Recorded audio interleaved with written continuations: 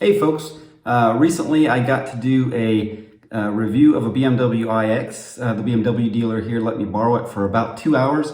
And so I did a quick down and dirty. It's not like some of the professional reviews that you see where folks get to keep the car all day. I'm not a big shot like that, so nonetheless, enjoy.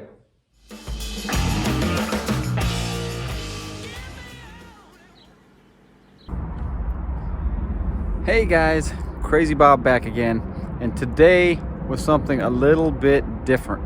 So I've been looking at getting electric mobilitized, and so I've been looking at the BMW iX, and lo and behold, ta-da, there it is. So I want to take you kind of through this car and give you my quick opinion of the car. Looks. We'll start with that. Yeah, it takes to get used to, but a lot of people have said this, and I'll say the same. It actually kind of grows on you. So when you're standing in front of the car, that big old grille and the two nostrils actually doesn't look all so terrible. What actually bothers me slightly more than the big old nostrils is the fact that this side here, this is flat in the front and in the back, and it would have been nice. This could have been less. I feel this could have been less, and it could have been round, a little more classic. Would have done better. So the outside of the car, lots of reviewers have reviewed that for you. I'm not going to get into that a whole lot. I'm going to get into you with how it feels to drive it. This is the 40 version, not the M50. It has plenty of punch. So for those thinking about getting the iX50, drive the iX40 first, because I will tell you, it doesn't feel bad. Let's take a look at the interior real quick. So the interior has a little something of a living room. It's got some plush little velour here, some plush little seats that are velour. I don't know if I'd go for the velour. I'm not sure how well over time this holds. I would imagine you start getting the butt prints right here over time. Right now it's still beautiful. You've got velour in the front here, which I think I would probably opt for the pleather, or whatever it is they're using these days, the olive branch leather stuff that they're using would probably be the way that I go. The velour, it's kind of like they took a towel and wrapped a dash. Inventive, yes, but I don't know, not my cup of tea. So did they make good use of space? I will say, holy crap, look at this. That's easy 10 inches, and I'm a 6-foot person. So even if I was 6'5", I would have tons of space up here. I mean, it's forever. And now let's take a look at my knees. I can put my fists in there, and so there is tons of space. And this is with the seat set to a 6-foot person, and look at the space you have here.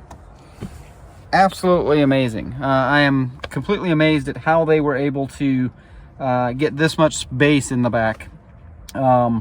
Really excellent job on the interior spacing. Few things I think are kind of neat is this panorama roof. It has an electric chromic film that allows you to either see out or not see out. I'll show that to you here in a second.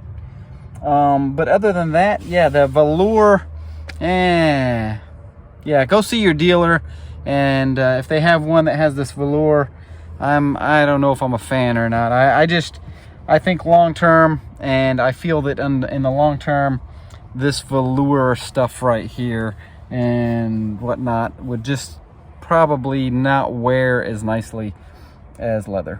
So let me show you the trunk and some other stuff real quick. So the trunk is pretty decent sized. You've got the cables right here that BMW provided for the test drive, and that's probably where you'd put them, right in here, which would make sense, which is a nice little feature. This right here, you can hide underneath, which is a nice little feature. And you have something here that allows you to pop the seats down. So I click that, boom. I click that, boom. No need to go in the front.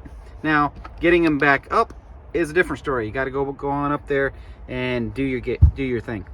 Now, something our American friends will envy is this little button right here. So check this out.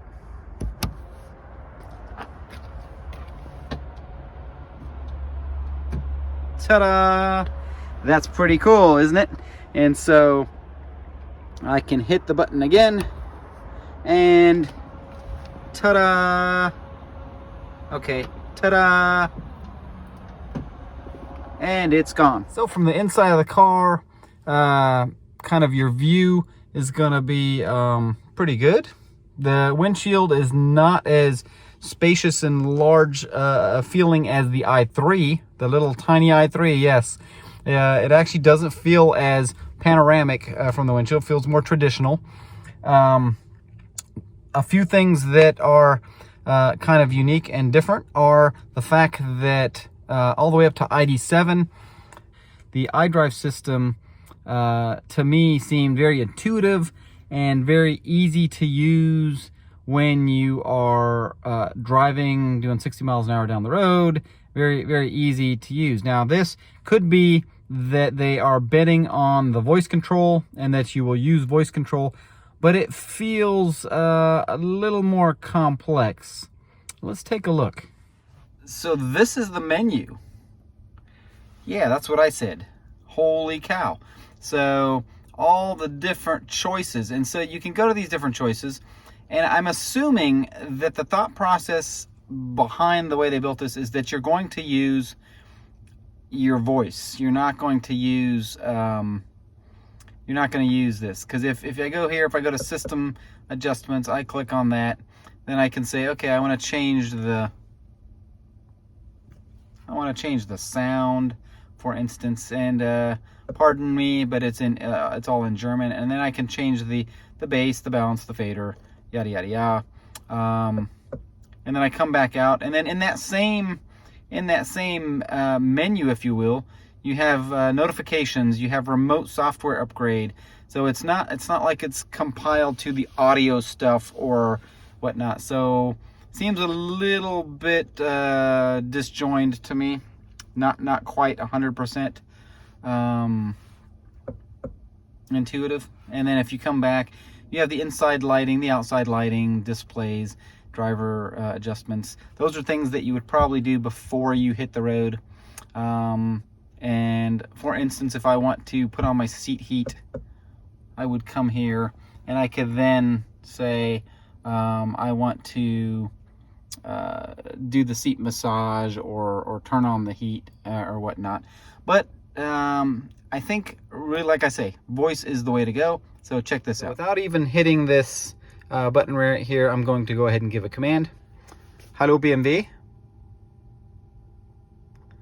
Bitte Sitzheizung anstellen. Ich aktiviere die Sitzheizung beim Fahrer. And as you can see, it just turned on the heated seat.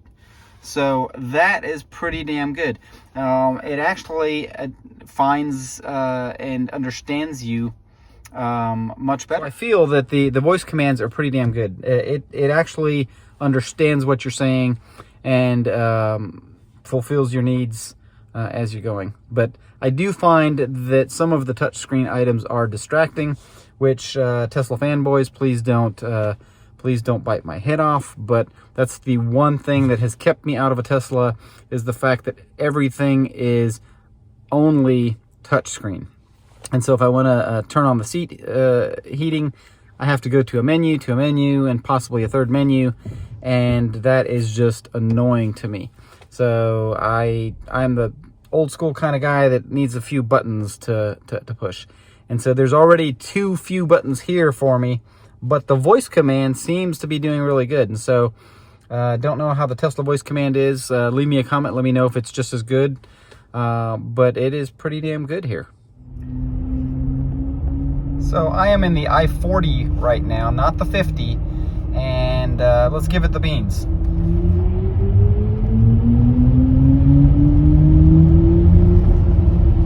And so the acceleration for day-to-day use is pretty astronomical.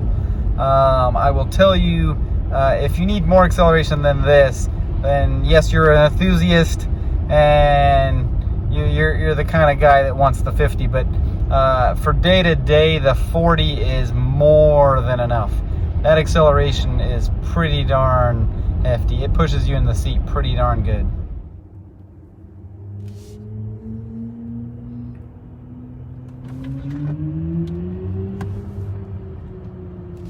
So it is absolutely mind-boggling. If you are the kind of person that gets seasick, then this can actually do it. It will recuperate and it will accelerate at equal speeds, it appears. If you set it into the recuperative mode, which is what I'm in right now. What's really nifty is you can set the cruise control and it has some autonomous driving going on. So as long as I hold my hand to the steering wheel every 10-15 seconds, it is currently steering me around this corner, and it is the most eerie feeling in the world, but it's doing it. So there you go. No hands on the steering wheel. So I hope if you made it to here, then at least you either enjoyed or hated the video. Let me know what you think down below. Let me know what you think about the BMW iX.